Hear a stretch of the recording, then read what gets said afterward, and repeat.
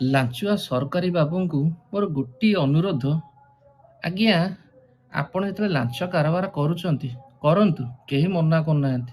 ବହୁତ କଷ୍ଟ କରି ଚାକିରି ଖଣ୍ଡେ ପାଇଛନ୍ତି।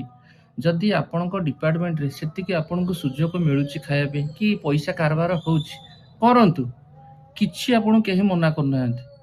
କିନ୍ତୁ ମାନେ ଯିଏ ଯେତିକି ଦେଲା, କିଏ 10 ହେଲା କି 20 ହେଲା 50 ହେଲା, ସେତିକିରେ ଆପଣ ଗ୍ରହଣ କରିକି କାମ କରନ୍ତୁ। ନା କି ତଣ୍ଟି ଚିପିକି ଯେ ନାଇଁ ଏତିକିରେ ମୋତେ ହବନି, ମୋତେ ଏତିକି ଦେଲେ ହିଁ କାମ କରିବି, ନହେଲେ ନାହିଁ ଆପଣଙ୍କର କାମଟାକୁ ବନ୍ଦ କରିଦେବି। ସେଇଟା ହିଁ ଭୁଲ। ସେଇଠି ହିଁ ଆପଣ ଫସିଯାଆନ୍ତି। ଅତି ଲୋଭରୁ ସବୁବେଳେ ମୃତ୍ୟୁ। ମନେକର ସେ ଲୋକ ରାଗ ରଖିକି ଆପଣଙ୍କୁ ଭିଜିଲାନ୍ସ ଟ୍ରାପ୍ରେ ପକେଇଦେଲା, ତାପରେ କ'ଣ ହବ? ସିଧା ବିରି ଧରିବେ, ସିଧା ଭିତରକୁ ପଶିବେ, ଚକି passing and passing and passing, ହଁ କି ନାହିଁ? ଆଉ ଯଦି ଖାଉଛନ୍ତି ବଡ଼ ବଡ଼ିଆ ଲୋକଙ୍କଠୁ ଖାଆନ୍ତୁ। ଯାହା ପାଖରେ ଚୋରା ପଇସା ଅଛି ଖାଉନାହାନ୍ତି, କିଛି ଅସୁବିଧା ନାହିଁ। ସିଏ ତ ଚୋରା ପଇସା ଆଣିଛି, ତାଠୁ ଖାଇଦିଅନ୍ତୁ। ଏଇ ଗରିବ ମାନେ ଯାହା ପାଖରେ ଅଭାବ, ସେମାନଙ୍କଠୁ ଖାଇବାଟା ଠିକ୍ ନୁହଁ। ସେଇଟା ମାନେ ଅଭିଶାପ ପଡ଼ିବ। ସେ ପଇସା ଖାଇକି ଆପଣ ଗୋଟେ ବଡ଼ ମଣିଷ ହେବେନି। ସେ ପଇସା କୋଉ ବାଟେ ହେଲେ ପଳେଇବ।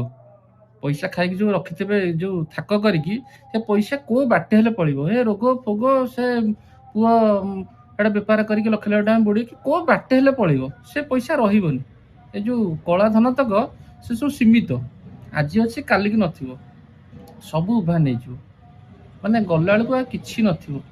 ଯେଉଁ ସାଇତିକି ରଖିଦେବେ, ମାନେ ମୋର କହିବା ଅର୍ଥ ଯେତିକି ମିଳୁଛି, ଦିନକୁ ବା 1000 ମିଳିଲେ ମାସକୁ 30,000 ଟଙ୍କା ଲାଞ୍ଚ ହେଲାଣି। ଖାଆନ୍ତୁ, କେତେ ଖାଉଛନ୍ତି ଖାଆନ୍ତୁ। ମାନେ ଗୋଟେ ଏଇଟା ମାନେ ଅତି କମ୍ କରି କହିଲି। ଯେଉଁମାନେ ତ ଭଲ ଭଲ ଜାଗାରେ ଅଛନ୍ତି କେତେ କେତେ ଖାଉଛନ୍ତି। ଆଉ ନାଇଁ ଏତିକି ଦେଲେ କାମ କରିବୁ, ଏତିକି ନହେଲେ କାମ କରିବୁନି, ସେଇଟା ତ ଖରାପ। ଆଉ ସବୁ ସେକ୍ସନରେ ତ କାରବାର ହୁଏନି। ଯେଉଁ ସେକ୍ସନରେ କାରବାର ହେଉଛି, ମାନେ ଯେଉଁଠି ପଇସା କାରବାର ରୀତିମତ ହେଉଛି, ଲୋକ ବି ଜାଣିଛନ୍ତି। ଲୋକ ଜାଣିଛନ୍ତି ମୋର ଅମକ ଡିପାର୍ଟମେଣ୍ଟରେ ଏଇ କାମଟା ଅଛି, ସେ ଲୋକ ନିଜେ ଜାଣିଚୁଣି ଆଣିକି ଯାଚିକି ଦବ। ଲୋକ ବି ଏତେ ଅବିବେକୀ ନୁହନ୍ତି, ଲୋକ ଠିକ୍ ଜାଣିଛନ୍ତି। ଯେମିତି ପେଟ ପୁରା ଖାଇଦେଲେ ଏକା ବେଳେ କ'ଣ ପେଟଟା ବଡ଼ ହେଇଯିବ ନା ମୋଟା ସୋଟା ହେଇଯିବେ, ବାନ୍ତି ହେଇଯିବ। ସେମିତି ଧୀରେ ସୁସ୍ଥେ ମାନେ ଶାଗ କାଟିଲା ଭଳିଆ ଟିକେ ଟିକେ କାଟିକି ଖାଆନ୍ତୁ। ବୟସ ପଡ଼ିଛି ବା, ରିଟାୟାର୍ଡ ପର୍ଯ୍ୟନ୍ତ ଖାଇବେ। ଏଇଟା ଧୀରେ ସୁସ୍ଥେ ଖାଆନ୍ତୁ। ରିଟାୟାର୍ଡ ସମୟ ବହୁତ ଲମ୍ବା ଅଛି। ଖାଇ ଖାଇ ଆପଣ ଦୁନିଆ ଖାଇକି ଯାଇଥିବେ। ଆଉ ଏଇ 5-7 ବର୍ଷ ଚାକିରି କରିନଥିବେ, ପୁଳେ ଖାଇଥିବେ, ଶେଷକୁ ବିଦା ହେଇକି ଯିବେ ଚାକିରିରୁ। କ'ଣ ଲାଭଟା ପାଇବେ?